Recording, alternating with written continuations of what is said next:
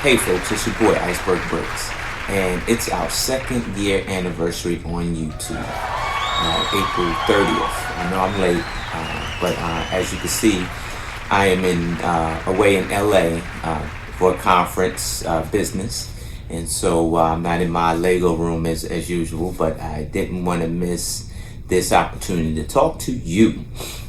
And so here I am talking to you about my 2 year anniversary, which has been a blast.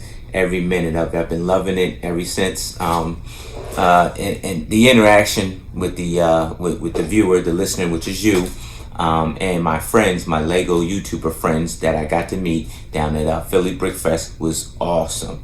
My experience, and I would love to share my experience with you, and that's what I'm gonna do today. My experience for the 2019 Philly Brick Fest was, it was great. It was good to see. It was good to see, the folks from the Lego YouTube community. So let's recap a little bit on my views of the whole experience.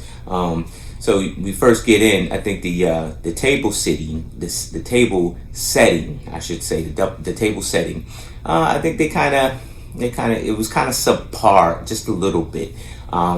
They tried to organize everybody where they should be, but when I came into my table, I was supposed to be with the Lego YouTubers. That's where I was. When I came there, I guess my table was already spoken for. I probably maybe should have made a stink about it or something like that, but I didn't. There's so many tables around the venue, right? So many tables around the venue, so I'm going to grab a table. But some of the tables you go in there and they have people that come in, their staff members come in and help you find out where you actually exactly belong and everything. And they pointed out where the Lego YouTubers were, and then eventually my table was just already spoken for, or somebody else came in and maybe they didn't just have enough tables. I don't know what the deal was, but myself and BX end up out on the outside of that area, and so we were able to secure 2 tables that was in a separate area. Well, that area belonged to a lug naturally, right? And myself and BX Bricks had already begun to unpack, and we were already unpacked. We were already set up on a table.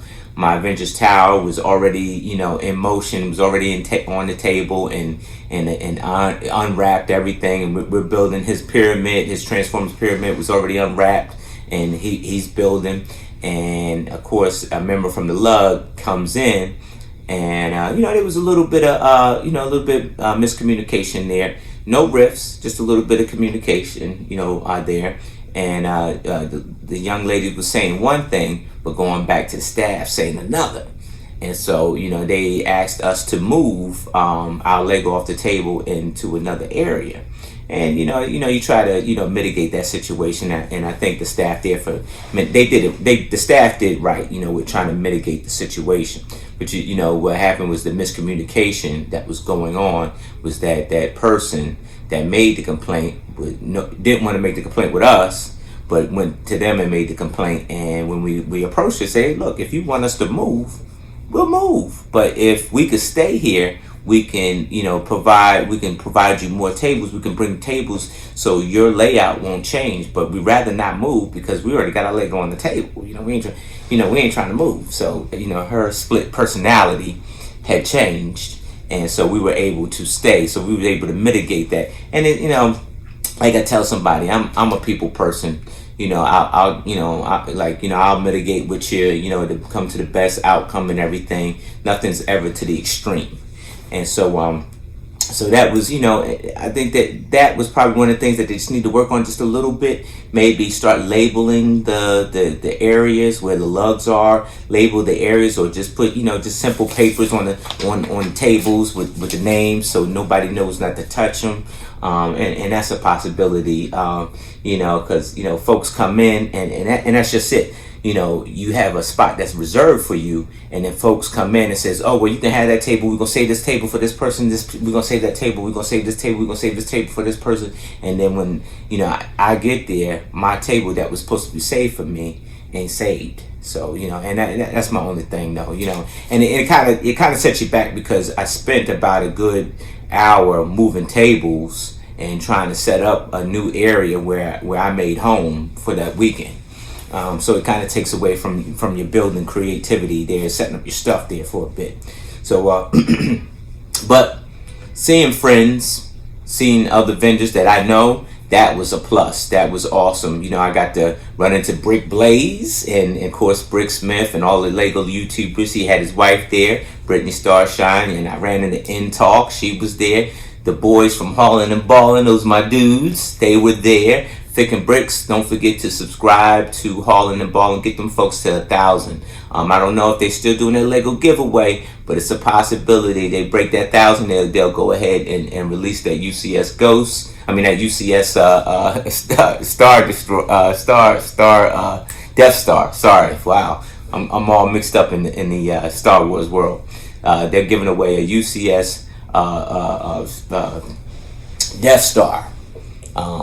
And so once they reach to 1,000, I know a lot of folks. I already had my giveaway, and my giveaway. You can go back and look at the video. A person had won, and they claimed it, and they'll receive their Apocalypse Bird. I would like to do another one like that. So just let me know. In the comments. Let me know if you're interested in another giveaway like that. I like giving to the people, but my experience there at Philly Brick Fest was pretty awesome, and I got to see all the Lego YouTubers there, and I met new Lego YouTubers as well, and I was able to meet Brick Bender Underworld. He was a very awesome dude, and actually I stopped by his display and spoke with him, so please check that out. I'm actually released some videos on walkthroughs, and I stopped and talked to a couple of displayers and everything like that. So definitely, check those out, and that way you can get a first view on view with the person and get the judge the person for yourself instead of what other people say. So some of the games and prizes. Let's talk about some of the games and prizes. Some of the games, I want to say, they came in with some new stuff, which was good, and they kept some of the old stuff, which was good. But I feel bad for. I think it was Booster Bricks that was in charge of the games. I feel bad for them. I kind of got a soft spot for them because they really didn't know what they were walking into. Philly Brick Fest fans, and I say fans. When I say fans, I mean the displayers, the vendors, the displays, the people that are there during the duration. They're like I'm a Philly fanatic. I love the Philadelphia Eagles, and now the Philadelphia Eagles, their fans are probably the most toughest in the NFL. All right, they're so tough that one time they threw rocks and snowballs at Santa Claus, and that's tough. So they're like like Philadelphia Eagle football fans, if and it's hard to persuade them. It's hard to persuade them in a new direction. It's hard to persuade those guys in a new direction because they like what they like and they know what they like. And if anything is different, it's probably going to rub them the wrong way. And that's probably an honest statement.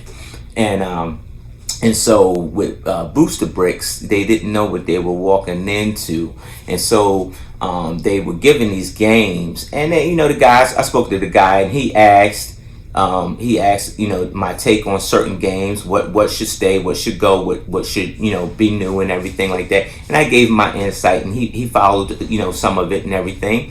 And it was his first year actually taking over the games part of, and that was actually a good idea. Like on Chad's part, is you're running a business, you want to do some outsource, because if you don't start outsourcing and growing, and that's a business, that's everybody's business. If you don't outsource and grow, you'll run out of business. So you can, him outsourcing that project was probably pretty awesome. It probably saved him a great deal, and at the same time, you got another outside company that's investing into your company and your thing. So that's kind of brilliant. And so, some folks were kind of mad on the games, and I think it was more with the games. It seemed a lot shorter, and it seemed like some that the prizes weren't actually up to their old standard. They were a lot smaller.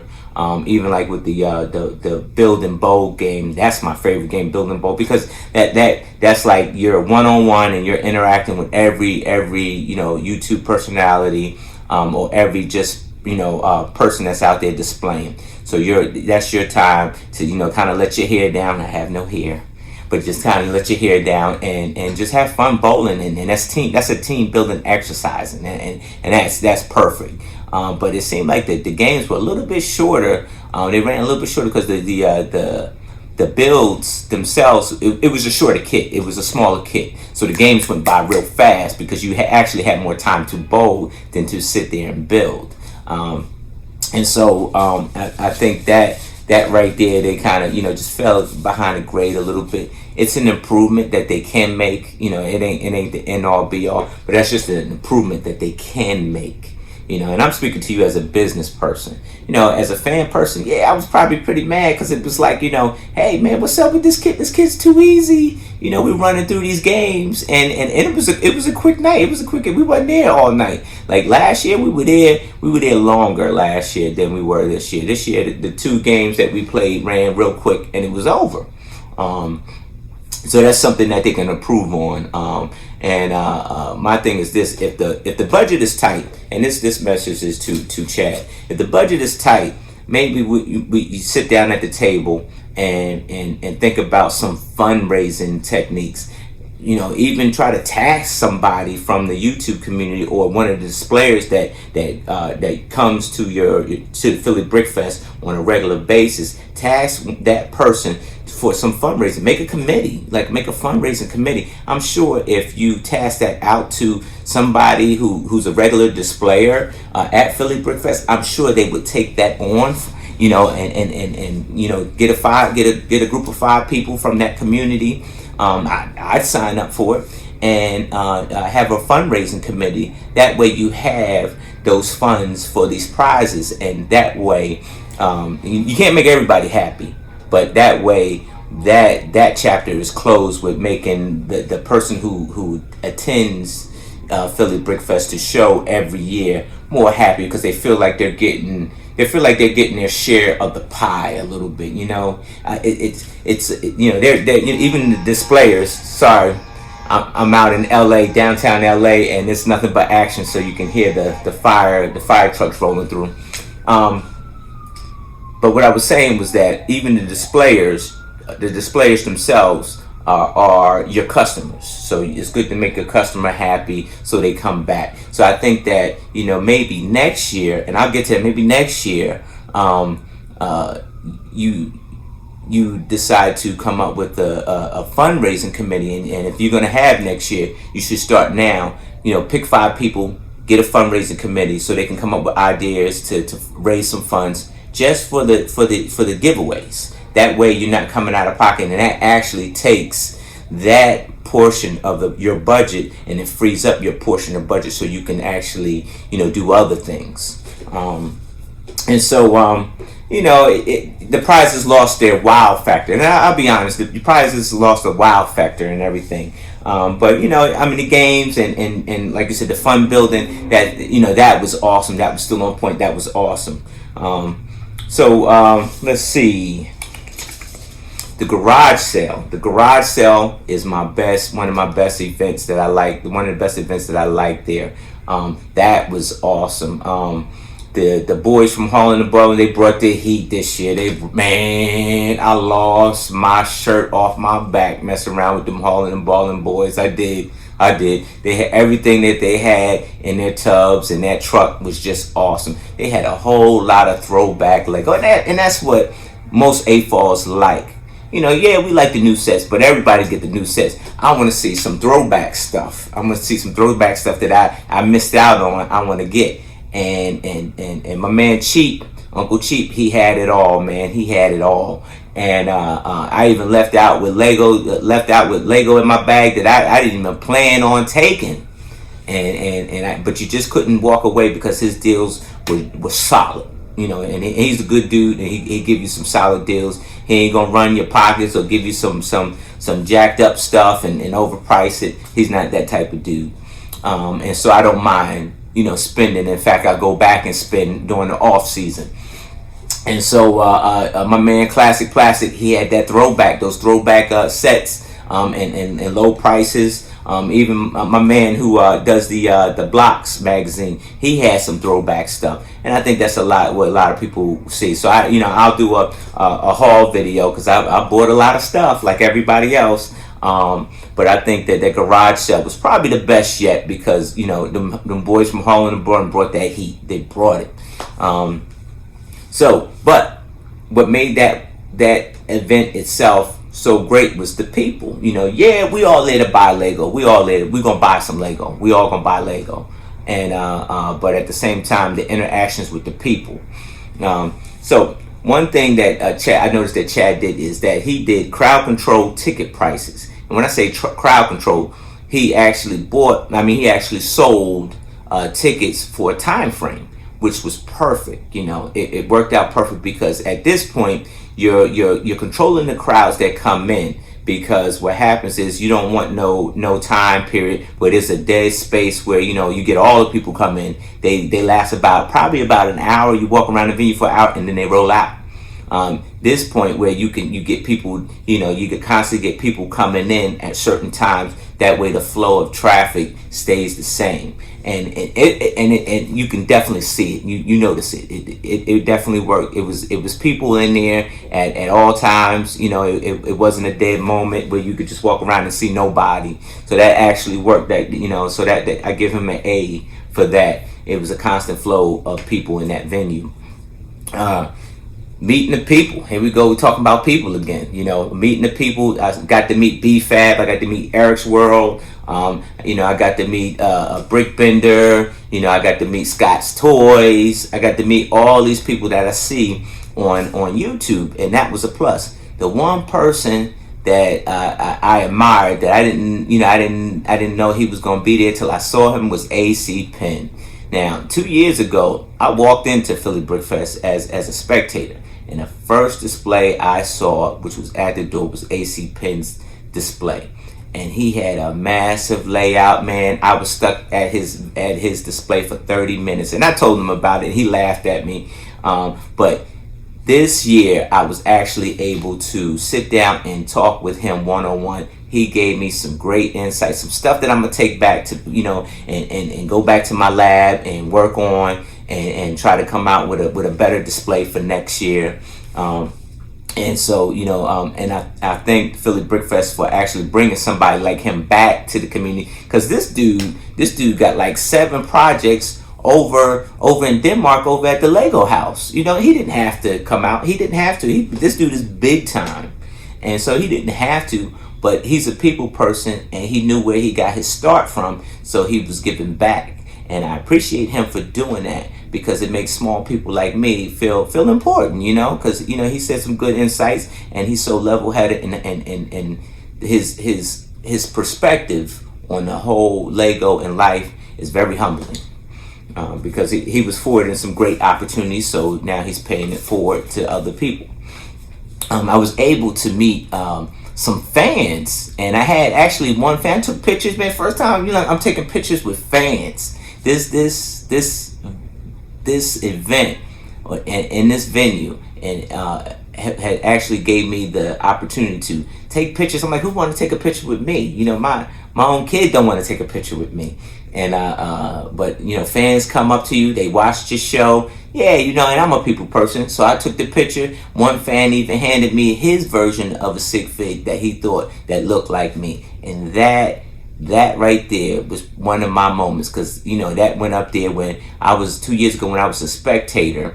I was at Haley and Brickanics display, and I followed them on Instagram, and they were giving out a sig fig, and I was going to go get that sig fig, and so I went right to their table and I showed them that their post that they did, and they gave me a sig fig, and lo and behold, we're friends today, and we display together, and so that moment, with a fan coming in and giving me a sig fig, that was very important to me.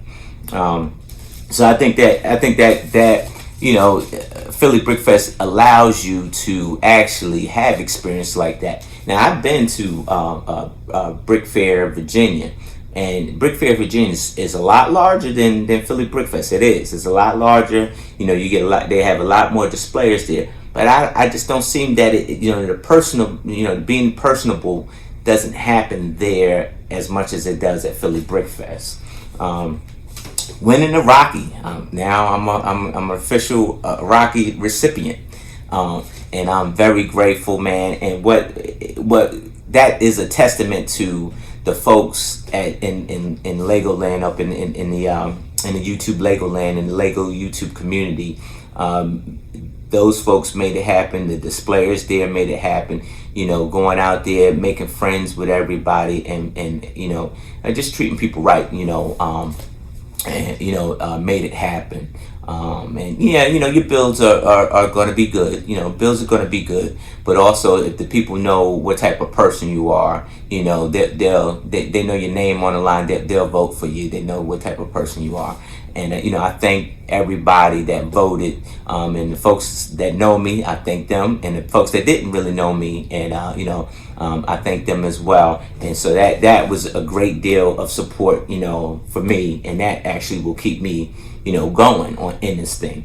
2020, Philly Brickfest 2020. Chad left us in suspense, and it's kind of crazy. It is. It's kind of crazy. He asked the questions, everybody answered yes to. And then he laid down that he did secure the venue for next year. And but he laid it out and laid us out in suspense when he said that Philly Brickfest will be scheduled at a different date. And he left it alone.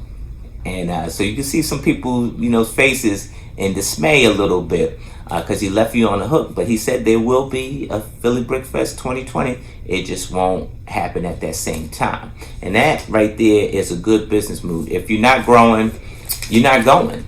I think that people get used to a certain, humans, we as being human, you get used to a certain style. You get used to a certain routine. And change, not everybody's susceptible to change. And so, do I like the change? I ain't gonna say like I'm going along, I done drink the Kool-Aid, this and that. No, but Chad got a business to run. He loves Lego, he loves family, but at the same time, this is a business and he has a business to run. And not everybody gonna be happy, right? So if you got one idea that will make more money than the other, then you run with that idea, because being small doesn't make this. And at the end of the day, he's a businessman. He's into, and he's probably responsible for a lot of his staff and their families. And go check out, not to, plug my own show, but go check out the interview that he laid down. And he let you know that, so he has to make the best options for him. And I hope he's listening to this, because I made some earlier points about making change, and even with the fundraising committee, you definitely want to have that so you can free up some funds to make more growth. Also, Fix spearheading the fundraising for Samuel's trip was phenomenal. The dude wasn't looking for an award. He's a behind the scenes type of guy. He really ain't out front and flamboyant and stuff. He's not that type of dude. And so he did receive an award for his efforts. And the guy, his friend John, they both received rewards for their efforts for actually spearheading the GoFundMe. And they Chad made notice of it, which is good, so that's the type of family and friends that the Philly Brickfest brings. And so I think that I hope this change embraces that family, that group of people that they have right now, because change sometimes can leave people behind. And I hope that this new change actually makes that group stronger, and that Philly Brickfest grows. So that was my Philly Brickfest experience. Outside of the Roach Motel, hanging out with Todd, it was pretty much fun. and because he has his antics and he's on Beyond the Brick, and so you might want to check that out. Yeah, man, that's my experience with Philly Brick Fest this year. Everything's not like full of cherries and cream and everything, and with you get the cream and the cherry on top. There was good things, and there was some things that I didn't like, but there was more things that I did like. And so I hope they learn from everybody's perspective. But at the end of the day, if you got a smile on your face and you knew you made new friends, and that's what it is, you made new friends, you seen your old friends, and you had a good time, that's what this whole thing is about. And so let's get better, let's improve, let's make more friends, and build more Lego. I want to thank everybody for watching. Thanks for hanging in here with me for 2 years, and I hope that there's many more. I wish I could make more content, so I'm gonna try my best this, starting now, to make a little bit more content, to be more consistent with some content. But life is real, and reality is real. So sometimes life and reality get in the way of your hopes and your passion and stuff like this. I'm passionate about this thing, and I appreciate you hanging in here with me. I'll have some more on the icebox. I'll have some more free zones, because I know that crowd likes that free zone. I know that crowd likes on the icebox. So if you got an idea, definitely send me an email. Let me know what you like. Let me know what you don't like. I'm very receptive to everything. Please, like the video. Leave your comments below, and I'll catch you on the next one.